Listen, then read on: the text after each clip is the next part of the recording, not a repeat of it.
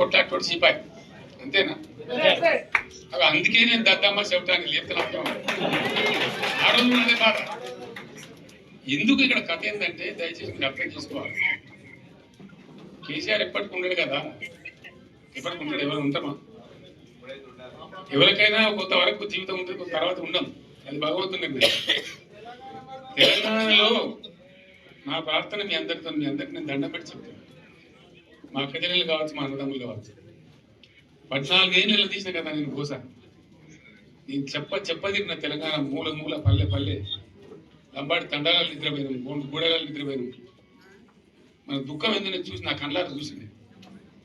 నాకు ఎవడో చెప్పలేదు, చూసినా కాబట్టి ఆ బాధ నాకు ఉంటుంది.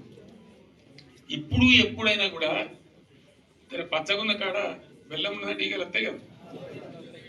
తెలంగాణ మంచిగా ఉన్నది, రత్నగర్భ ఇది. ఇక ఖనిజాలు ఉన్నాయి, నీళ్లు ఉన్నాయి, అడవులు ఉన్నాయి, ఇన్ని రకాలు ఉన్నది.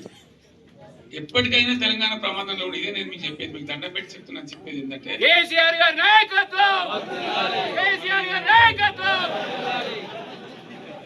మనకి ఇదే బాధ. ఇప్పుడు చంద్రగానే కూర్చోబెట్టుకుంటారు, ఆయన చూసుకోమంటారు, అక్కడనే గోల్మాలు ఎత్తుకోమని.